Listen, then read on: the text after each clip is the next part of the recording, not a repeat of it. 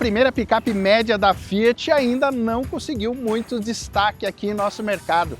A Titano teve muitos problemas aí com o processo de importação para o Brasil, mas é claro que não foi só esse o problema, tem outras coisas aí. Então, para falar sobre isso, vamos dar uma conferida na versão Vulcano, que é a intermediária da linha Titano aqui no Brasil. E antes de começar, vale lembrar que para lançar a Titano aqui no Brasil, a Fiat partiu de um projeto já pronto, a Peugeot Landtrek, uma picape média que seria lançada aqui, mas um processo que ficou lá para trás depois que a Peugeot passou a fazer parte também do grupo Stellantis, que também é dona da Fiat. A Titano tem uma linha bem enxuta, fácil de entender, são somente 3 versões. Endurance, que é a mais simples, voltada para o trabalho, para os frotistas, a Vulcano e a Ranch, que são as mais equipadas e voltadas também para quem compra uma picape para usar no dia a dia. Olhando para o desenho dela, não tem nenhuma surpresa, ela segue o padrão aí das picapes médias, né? Não surpreende mesmo, mas tem um desenho bonito, sim, bastante robusto, impacta aí nas ruas. Na dianteira, o destaque vai para essa grade, que inclusive já antecipa a nova linguagem visual da marca. Na versão Ranch, traz faróis com assinatura DRL e iluminação em LED. Aqui não, na Vulcano os faróis são halógenos, mas ela já conta com os faróis de neblina. Depois tem as rodas que são de 17 polegadas, os retrovisores externos têm a mesma cor da carroceria, mas veja, ela não traz estribo lateral. Isso precisa ser comprado à parte, como um acessório. Agora, em tamanho, a Titano tem medidas muito próximas das picapes que são referência nesse segmento, mas é um pouco menor no comprimento. O entre-eixos é bom, melhor do que a Hilux, inclusive S10. Agora, na caçamba, garante um bom espaço de 1.314 litros e a capacidade de carga está dentro aí do padrão deste segmento, 1.020 quilos.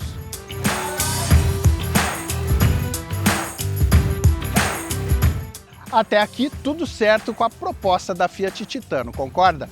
Então vamos agora conferir o que a gente encontra do lado de dentro da cabine, começando pelo espaço traseiro, né, que é sempre um ponto que a gente gosta de observar numa picape. E para mim aqui já ficou uma boa impressão.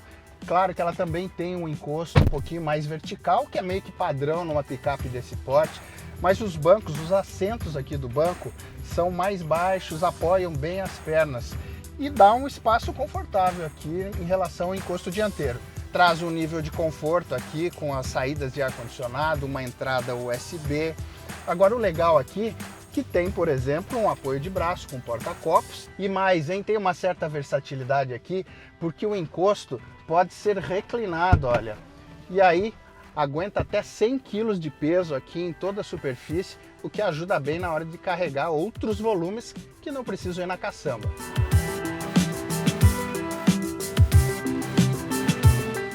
Já aqui dentro, pontos positivos também, com bom espaço para motorista e para passageiro. A direção ainda tem assistência hidráulica, mas pelo menos tem aqui ajuste de altura e profundidade. O banco também conta com regulagem de altura nessa versão manual, mas isso não compromete, você encontra uma boa posição para dirigir.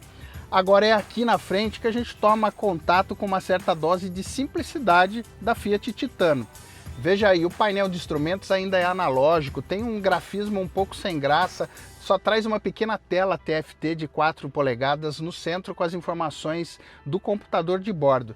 Depois o multimídia, apesar de ter uma boa resolução, uma tela de 10 polegadas, também é bem sem graça, hein? Traz um grafismo meio antiquado, distante também dos modernos e arrojados sistemas multimídia da concorrência e até de carros da própria Fiat.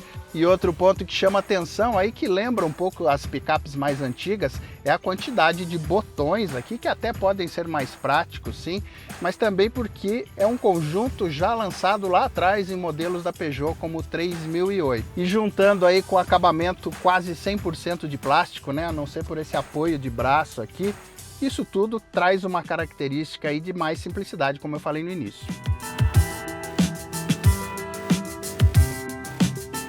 Então só falta falar de outro ponto fundamental em uma picape com essa proposta, né? A força do motor.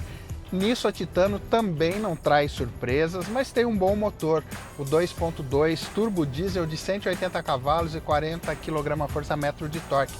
É um motor já utilizado pela Ducato, já conhecido. Nesta versão Vulcano e na Ranch, traz câmbio automático de 6 velocidades. Na Endurance, que é mais simples, o câmbio é manual, também de 6 marchas. As 3 versões contam com tração 4x4, com reduzida e bloqueio do diferencial traseiro. Ou seja, é um conjunto aí robusto, sim, para a Titano encarar um trabalho pesado, encarar uma estrada de terra bem difícil, com peso na caçamba.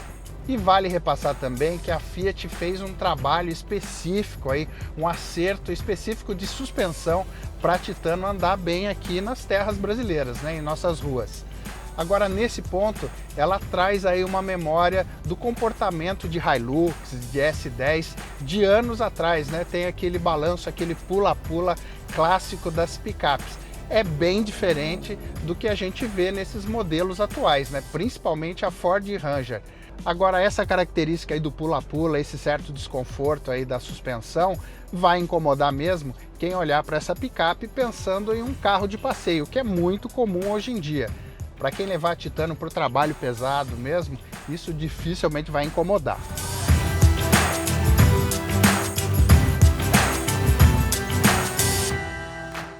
Agora, o último ponto a ser observado aqui é o preço cobrado pela Titano. Como ela não traz aí o mesmo pacote de requinte das líderes desse segmento, a Fiat desenhou aí uma tabela de valores bem estratégica para ela, principalmente nesta versão intermediária, a Vulcano, que tem um preço melhor sim quando comparada com as versões intermediárias das líderes de venda entre as picapes médias.